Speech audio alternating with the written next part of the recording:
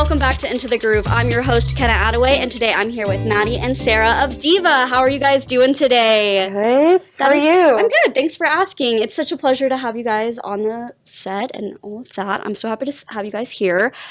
So can you guys start off just by saying a little bit about yourselves, what type of music you make, what is DIVA, how DIVA came to be maybe? Wow, that's such a great question. I don't know what genre we make. Okay. We sit very well in the alt sphere, but we kind of touch on a little bit of everything. Would you agree on that? Yeah, it's a little alt pocket, but I don't know. I feel like we have more of we can go punk sometimes, we can go pop sometimes, we can go a little dancey.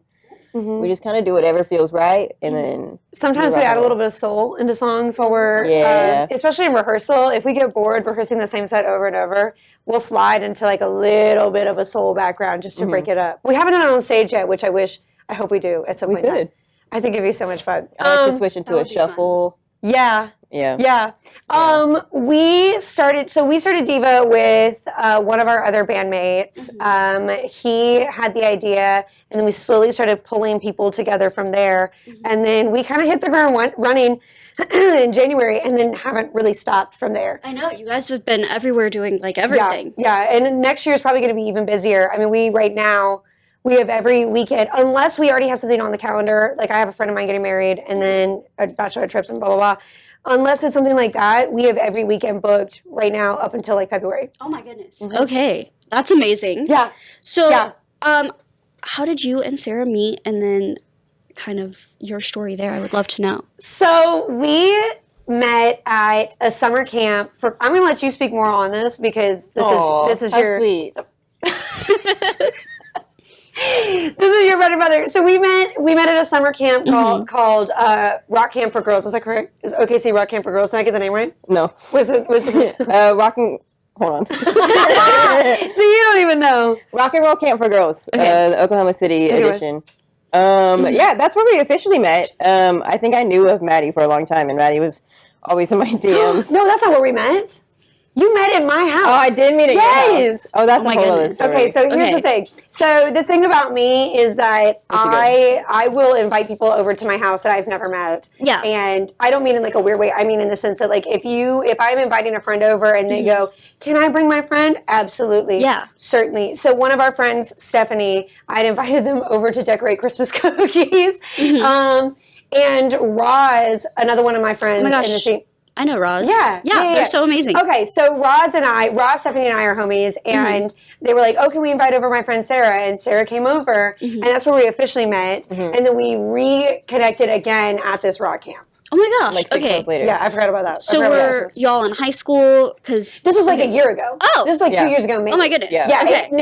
I went to school in Dallas. So I'm originally from Dallas. Okay. I grew up there. And so then I moved here for college. And I really didn't meet anybody in the music scene until about 3 years ago. Okay. Because I did 5 years of my bachelor's in theater here at UCO.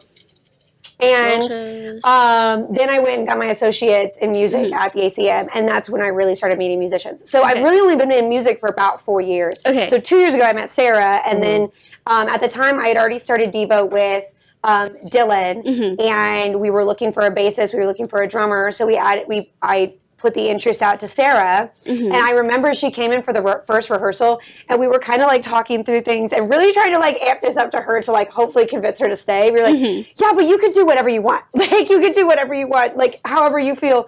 And she was like, okay, well, let me just like hear y'all play it. And she had set up her drums, and so Dylan and I start playing, and we're kind of like showing her the song, and she immediately jumps right into it. And from there, I mean, I remember telling Dylan like we have to do whatever she says because we can't get rid of her. We can't lose her. Well, valid. Yeah. Now you can talk about Girls Rock Camp. Are you done? Yeah. All right. I mean, you told the story. Yeah, but talk about the camp itself. Yeah, so please. Maddy and I volunteer at this camp every single summer. It's called Rock and Roll Camp for Girls. Yes. Doesn't Electra? Okay. Yeah, she's they're a big part of the camp. It definitely wouldn't happen without them. Yeah. So yeah, it's a camp for girls and non-binary, like 8 to 17-year-olds. Oh wow. And they come in, and a lot of them don't know anything about music. They put them on an instrument that they've never played before, and in the mornings they do instrument instruction, and they learn like the basics of playing guitar or bass or drums or singing or keys. And then in the afternoons they get put into a band. Oh my gosh. And by the end of the week they write a full song and they perform it at a venue like the Tower Theater. And yeah, it's really, really special. It's literally the most fulfilling thing that I do. It's the best week of the year. It is I want to go to that. Oh, you should. It's the best week of the year. I mean, it's great for the kids. Don't get me wrong. Like, we really love teaching the kids. It is so much fun getting to see so many. It's like going to like a high school reunion. It's fun for them, but I feel like we have so much more fun because you get to see all of your music friends that you really don't get to see throughout the year. I mean, besides my bandmates. I say Bailey and Kat a lot, but I know them pretty well. My other music friends, unless we're playing a show together, I don't really see them very often. Yeah, that's fair. You guys are all super busy, yeah. Well, yeah, if they're not playing, I'm playing, or they're somewhere else, or they're doing their job, or whatever. So you don't really get to see them very often, but it's like one full week where you get to fully catch up with people. How's life? How have you been? What have you been up to? La, la, la, la. But it's also awesome because you get to meet other women in the music scene, other non-binary people in the music scene that, if you were starting a project or you are, needing an outlet with the project, you are now meeting lots of people at such an interpersonal level. It's incredible. That just sounds like an amazing just like come together opportunity, all for the same kind of cause too, just spreading joy in music, which is absolutely amazing. Yeah. And I mean, you're teaching children as well, which is super impressive. Right. Kids are so hard. Well, and in this state too, I used to teach music. Sarah still teaches music, and it's not very often that, especially in this genre of music, it is not very often that kids that are interested in learning music are put in a camp where they are meeting women and non-binary people that they aspire to be like when they grow up, and they are getting to see them at like a personal level and get to interact with them. This might be some of their only interaction with people like that all year, right? And if you've got kids that maybe come from a little bit more of a non-accepting family, then this is a great way for them to see that, like, okay, there are people out there that have this dream, that make it work, that are living the life that you strive to live, and that's hard when you don't have that readily available to you. So that part is really, really, really special. It's all so special, and the thing is, to volunteer, it's completely free. You are not paid. You are volunteering your time. They do give a lot of. I mean, they feed you and they make sure you're taken care of. I would do it for free for 3 weeks at a time. Like I would work there for a month for free if they needed it. It is so much dang fun. It just sounds amazing, and especially just like helping the youth with music and all of that, because I feel like children in general are like, I don't know, for me personally, you have to have a lot of patience, and then to teach such a talented art form in such a short amount of time is outstanding. Yeah, and they learn too. They learn other like life skills. They'll do They do self-defense classes. Oh wow, They'll do like how to speak up for the things that you believe in. That's so important. Stuff like that. The last year.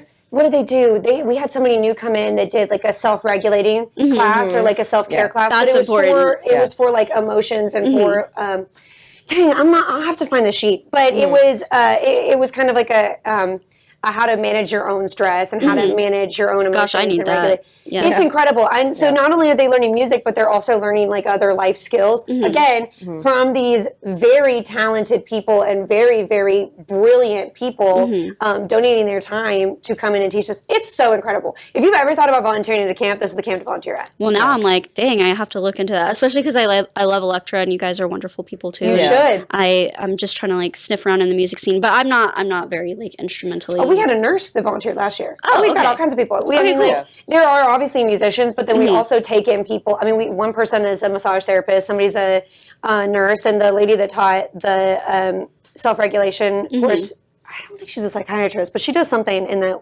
world. Yeah. I mean, we've got a graphic designer. I mean, people come from all walks of life. It's just the love of music that connects everybody. So obviously, they let the musicians teach the kids, but then everybody's got their hand in what they do best, and there's a place for everybody to shine, no matter what you do. So you guys have helped children kind of find their passion for music. What made you guys each find your passion for music, and how did you guys get into music in general? I'll let you start. I'm going to have a long-winded answer. What do you know? I have never not had a passion for music. I came out of the womb like, there's literally a picture of me at, like, 6 months old behind her drum set. Oh my gosh. Yeah. Okay. Music runs in my family. My older brother is the one who kind of, like, it was his drums that I started playing, but he's mainly a guitar player. Both my parents play piano. Okay. My grandparents played music. My grandma was in, like, a family band in Mississippi in the 1920s. Okay. And then my great aunt, when she turned 18, she moved to Memphis, Tennessee. And that was in the 50s, where she ended up working at Sun Studios, which is where, like, Elvis and That's amazing. who else worked? I think Johnny Cash did too. Johnny Cash. Yeah.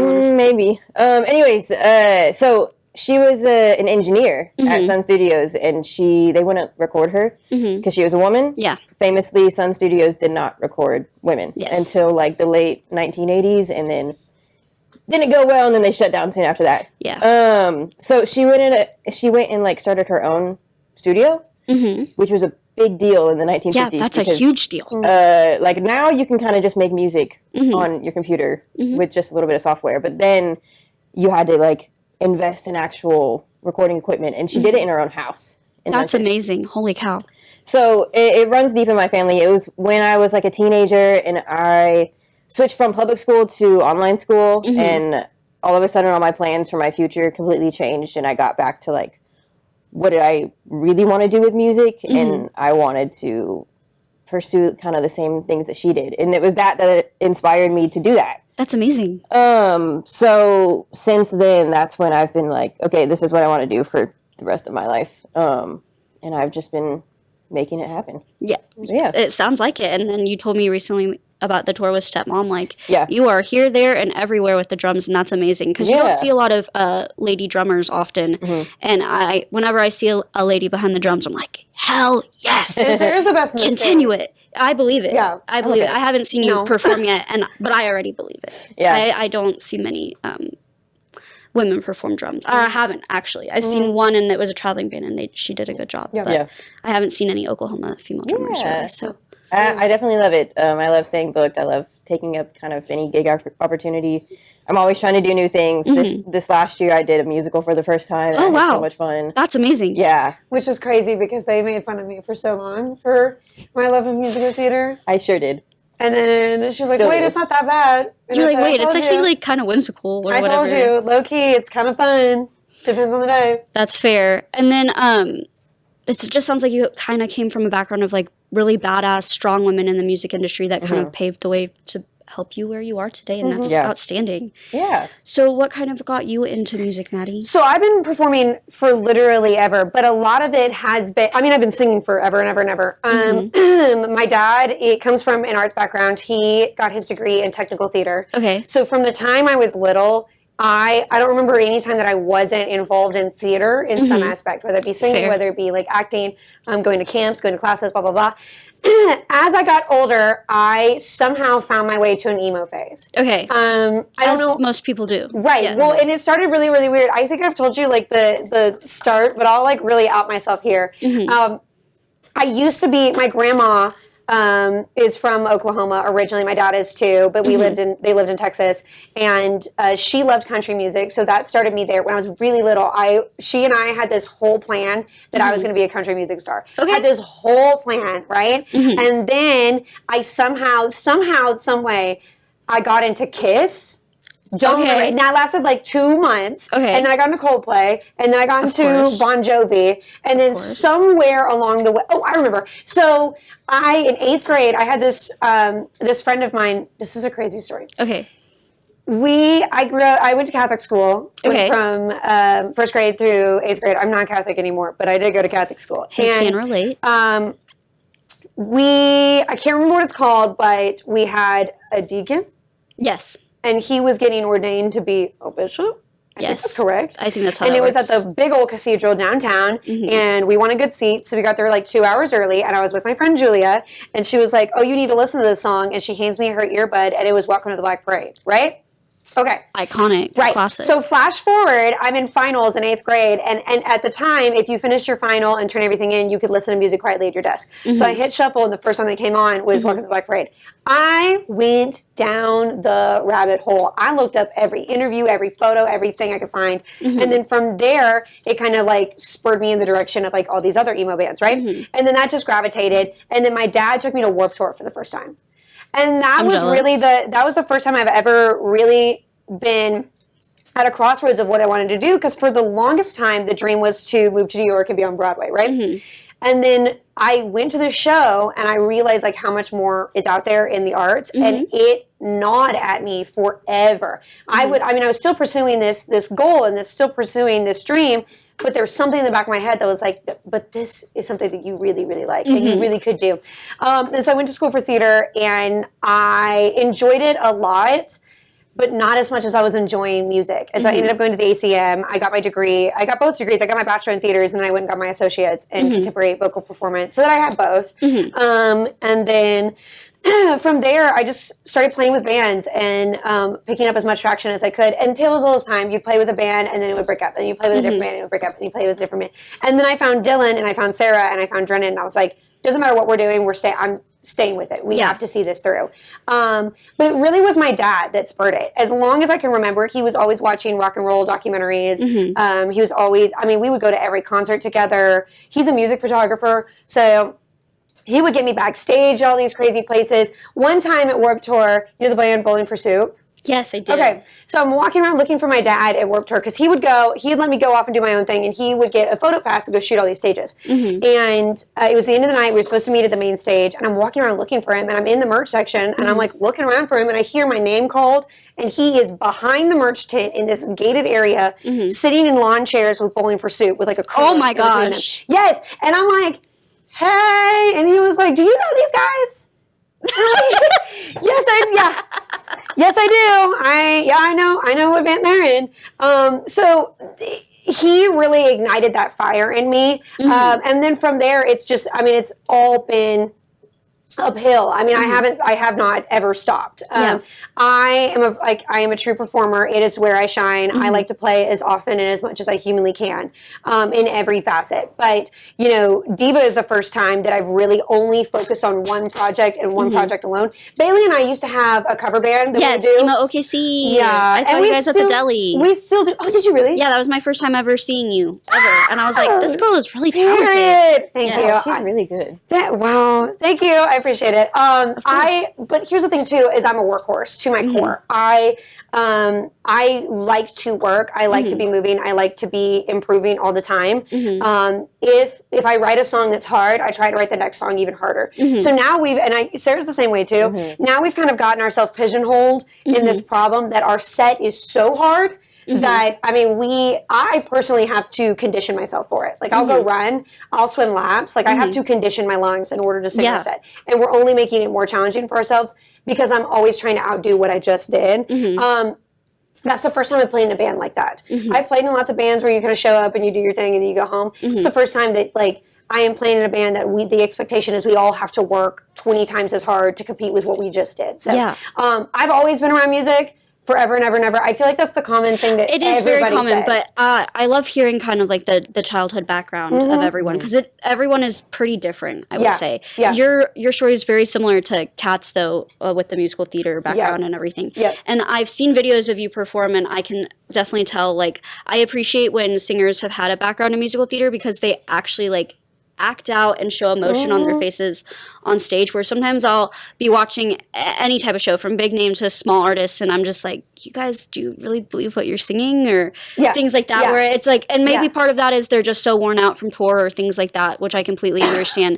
But I don't know, I just love when I loved the videos I've seen of you, and I've loved the video, or I love watching Kat, because you guys really pull in the audience. Well, and it's vocal integrity too. I think and this is just me, myself, and I can talk on Kat like this too. Because we come from that background, I have a vast knowledge of vocal health. I mean, everything I do, I'm going to keep it very healthy. I know how to hit those big notes. I know how to do those big impressive things without hurting myself. Yeah, because you've been like vocal trained. And I have no shame of telling other musicians too. I'm the first person to like, if other vocalists come up to me and are like, oh my gosh, like, what do you do to prep for a show? I'll send you my whole arsenal. I'll show you everything that I'm doing, because you can easily hurt something or bust something. It's more than just showing up, drinking a couple beers and playing a show. Like I can't drink before a show. I can't, I mean, I don't smoke, but I wouldn't be able to do anything like that. I wouldn't be able to, if it's super cold outside, I have to be very diligent about like wearing a scarf or wearing something up to my neck to keep everything warm. Like there are certain things that you have to put in place. It's more than just showing up and singing. There is like a whole system behind it that I have to keep up with, or I won't be able to do this long term. Exactly. And I what are some other things that you guys are passionate about? Did you guys come with a group topic or like separate topics? Oh, I don't know. What are you passionate about? Don't say it could literally be anything. I don't know. I'm passionate about a lot of things. I'm really big as an artist on. It's so awesome. We have a group topic, but then mine kind of falls in line. I'm really big on an artist that as an artist, you need to have other things that you like besides just your art, right?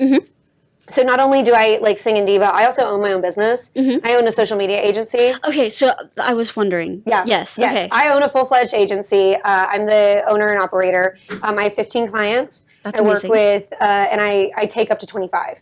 So, but I never ever hit that number because that would be crazy. That'd be like a 60-hour work week. But I like to work. Yes. So I like to paint. I like to draw. I love to bake. I love to cook. That's my big like home passion. Is I'm always baking. I'm always cooking. I love interior design a lot. I love event planning. I'm very big on hosting. I know you have like that group.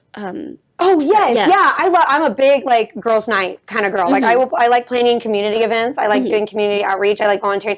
It's so important for you to have other things aside from just your art to keep you well-rounded. The worst people I've ever worked with only work on their art and that's it. They don't do anything else. The worst people I've ever met only do that one thing and they don't do anything else. The best people that I've gotten to work with do so many different things and involve themselves in so many different communities. And that's why they thrive. Because when they meet so many different people, they are so well-rounded. They've learned so much. They've built a village. Yeah, literally.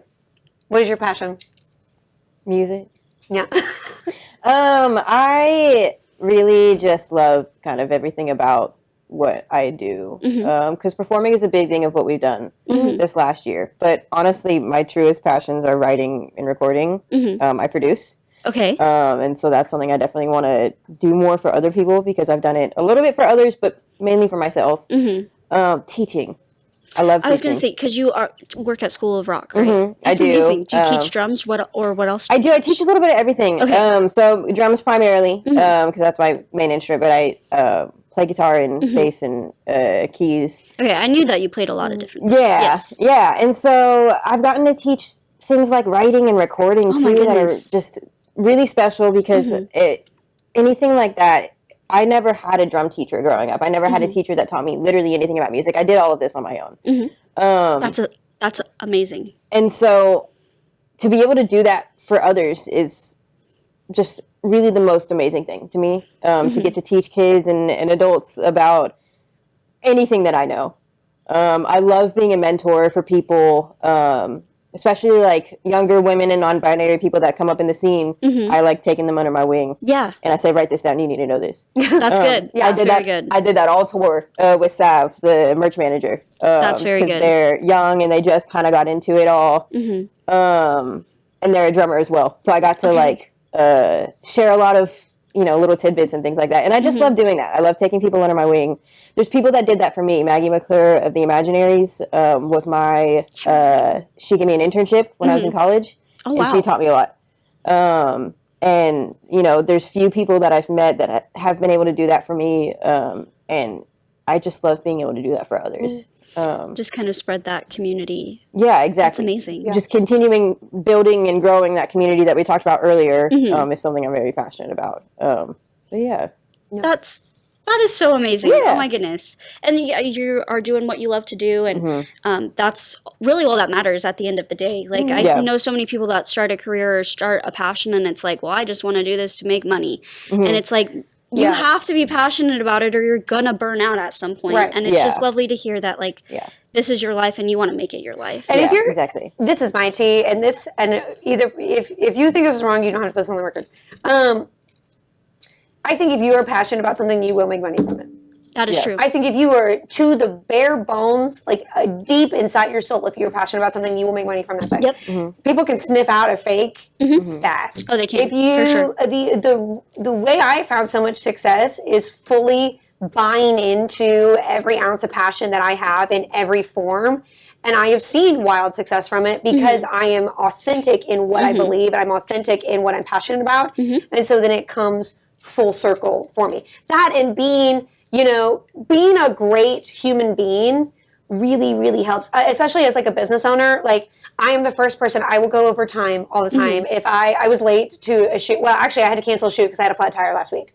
So I gave my client a couple extra videos. And I told them, I was like, when you see a couple extra, that's because of me. It's because I had to cancel our shoot. And it's stuff like that. Like if you put that kind of goodness out there and in your passion, it's going to come back to you full circle. In the same way that as musicians, as we lift up these other musicians, it lifts up us as well. Not in a transactional way, and not to be transactional about things, but it's bringing your whole village up with you. It's bringing everybody that's brought you here, taking them up with you as you go up to that place.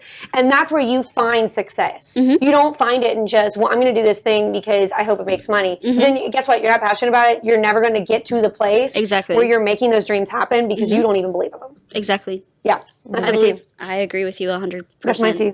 Here's my hot take. Hot take, yes. Okay. I think it's lame if you say that you only like one genre of music and that's it. I agree. I think it's really, really lame, and I think it's really biased, and I do think it can become a little gatekeeping. Well, first of all, it falls into that like misrepresentation thing.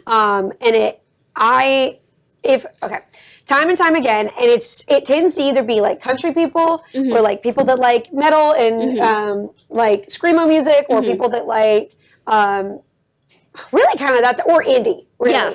Yeah. If you tell me, I only listen to indie and nothing else, I don't trust you. I don't trust you, especially if you're a musician. I don't trust you. In the same vein, I don't trust people who say that, well, I listen to everything but rap and country.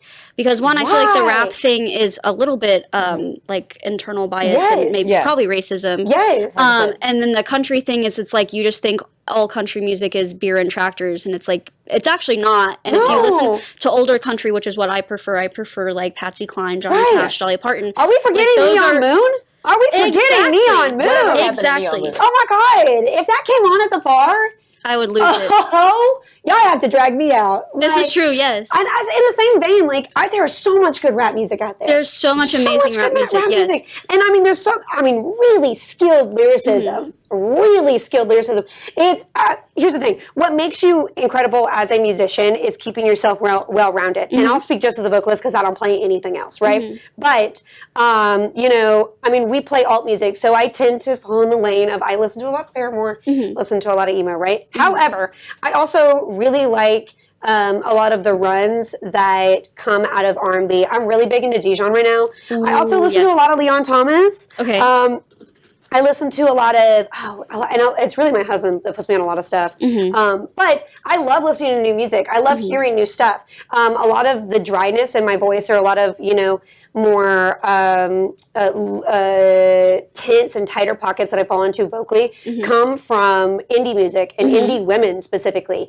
A lot of my belting comes from musical theater. If you don't listen to a little bit of everything, what do you mean that you only play this one genre, but you don't listen to everything else? Everything has stemmed from everything. Soul music really kind of started a lot of the shit that we listen to. You can believe that. Exactly. Started a lot of what we listen to. R&B started a lot of what we listen to. Exactly. So you can't sit there and be like, well, I only listen to metal. You don't know where it came from. Exactly. You don't know where all of it came from. It all came from different, it didn't start just like somebody woke up and made AC/DC. Exactly. AC/DC listened to something and then brought that forward, and then that inspired your new wave of all this metal shit that you want to listen to. Like, Exactly. you can't just sit there and say, oh, I only listen to this one genre. I'm not going to listen to anything else. Okay, well, then That's why I always you're gonna- ask, like, top 3 genres, because Yeah. that gives me an idea. And also, I hate the general answer of, like, well, what kind of music do they listen to, or do you listen to? And they're like, a little bit of everything. And I'm like, be specific. Give me at least your top 3. Well, and mine changes on a week-by-week basis. And it changes with the seasons, too. I'm, like, always listening to something different. Yeah. I was listening to 100 Gex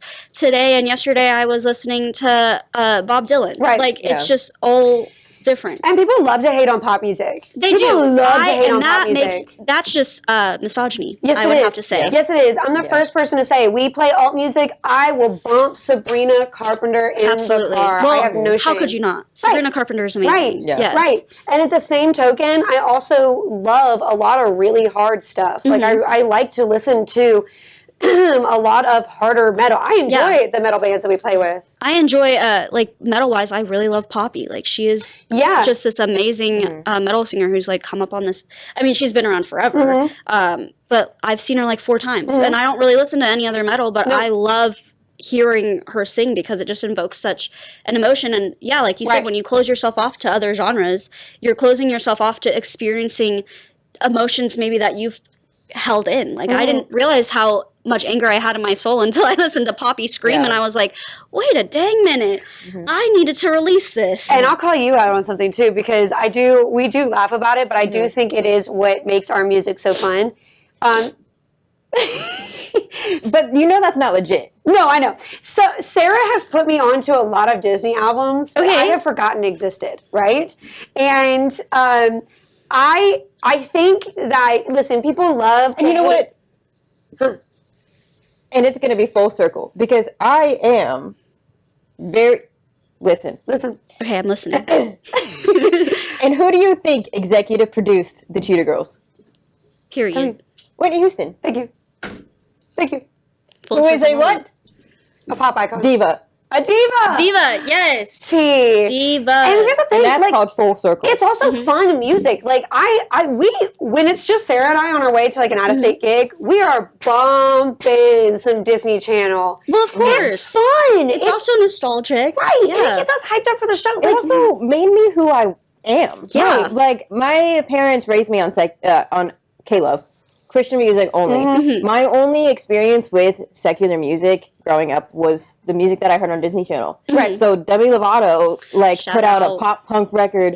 I heard, and that was my first album. Yeah. Like, I would my not gosh. be the musician that I am today without that. And Disney, like, they really did help influence a lot of how pop culture is today with their Disney Channel music and things like that. Yeah. I mean, and it has such a cult following with, I would say, Gen Z specifically, just because that was, like, our childhood. Right. Yeah. Like, Lemonade Mouth, all of that, High School Musical, like, Great records. all just of that. amazing. And they're well produced and They are. well lyrically written very well. And, Yeah. Sorry, I'm like, No, listen, you're talking to the right people. We can ramble for sure. It's there's just so much good music out there, and it's so bigoted to be like, I only listen to this one thing. Okay, so you're lame. And You're I lame. used to be guilty of that too, because I would always say that I hated country music growing up. Well, then I played in a country band for 3 years, and I learned so much from that. There's so much that you learn as a musician from branching out and learning to play other genres. Exactly.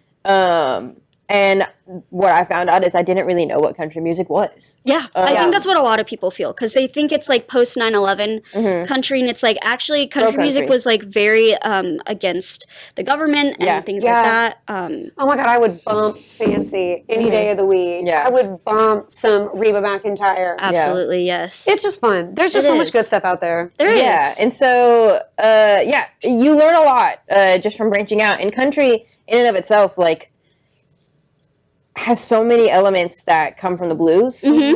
Absolutely. The blues is where all of these genres came Exactly. from. The blues is where rock and roll came from. The rock and roll was literally started by Black people. Yes. The first rock and roll song was Rocket 88, which was both written by a Black person and performed by a Black person. All of these genres stemmed from this, from the blues. Yep, exactly. And it's so... I think a lot of people forget that, A lot of people do forget that. But it influences everything that I do.